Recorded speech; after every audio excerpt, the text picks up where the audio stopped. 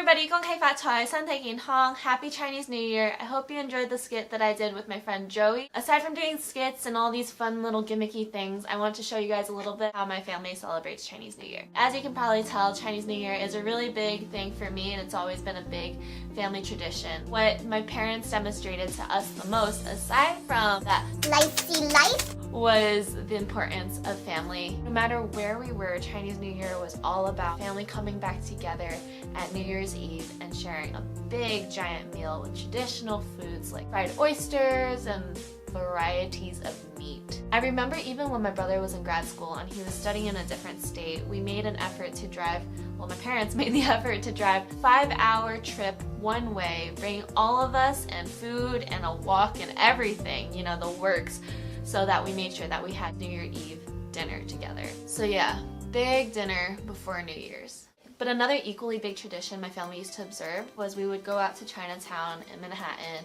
and watch lion dances and dragon dances. It was like the one thing I always looked forward to because one, that was the one weekend when I didn't have Chinese school, so obviously it gave me something to celebrate about.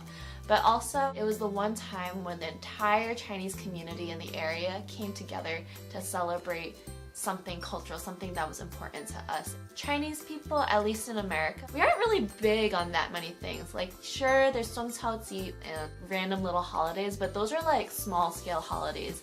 But for Chinese New Year, like, we break it out. No matter what direction you're coming from, you're going to be hearing the same drums over and over again. Just boom, boom, exploding confetti cannons like everywhere. Confetti in the air, on the ground, wherever. The next 2 weeks, it was a really sentimental experience going back by myself and just filming footage, re-experiencing the things that I experienced growing up as a child. The drum beats, I remember the confetti, all the kids sitting on their dad's shoulders. That was me because I was like knee-high to grasshoppers, my brother says. But as much as the nostalgia was hitting, I couldn't fully enjoy the experience because a little over a year ago, I went to the Museum of Chinese in America. One of the exhibits opened my eyes to see the Chinatown that I grew up in, the Chinatown that I loved and ate a lot of tanta and celebrated a lot of Chinese New Year's in, was being gentrified. As a first generation that grew up here, I know the stories and the struggles of my parents, of my elders, of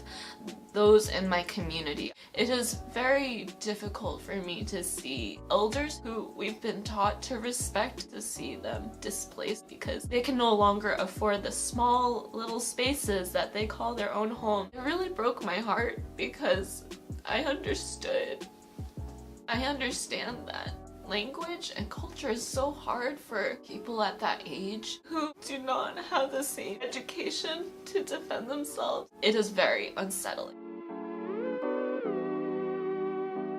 It was so bittersweet for me to go to Chinatown. Like, I love being able to share with you guys what I grew up with.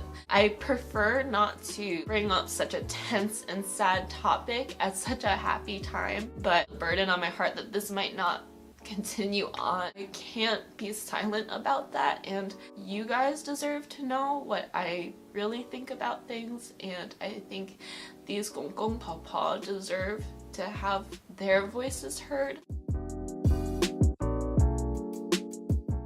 Asian Americans were known to be very passive about things. Like, usually we don't have much of an opinion. It's like, what do you want to eat? I don't care, I don't know. Sometimes I think it's a good thing because we don't pick as many fights. I mean, passive aggressiveness sucks, but you know, we don't get beat up as much. And other times though, I think that Asian Americans were always labeled for what we don't stand for and like the things that we're not involved with, like, oh, I'm not like black or white, so this isn't my issue or blah blah blah. Like, no, like any sort of issue in America is our issue because we're all Americans, you know. But that's a completely different story. My hope and dream for our generation is we wouldn't just be known for being silent, but we're known to speak when it matters. This is something that matters, and I believe that it is our responsibility to do something about it. Even if we're not directly related, I think culturally it is something that is important to us as a people. So, I'm really proud to be Chinese, guys. I am so proud, and I hope you guys are proud to be who you are as well. I hope this video was a little uncomfortable for you in the comedy and the issues I brought up, because if you're uncomfortable, you have to think about it. So I encourage you guys to think about it. The links to all the organizations and things that I've been talking about are down in the description below. And I hope you guys are having a great Chinese New Year. Bye.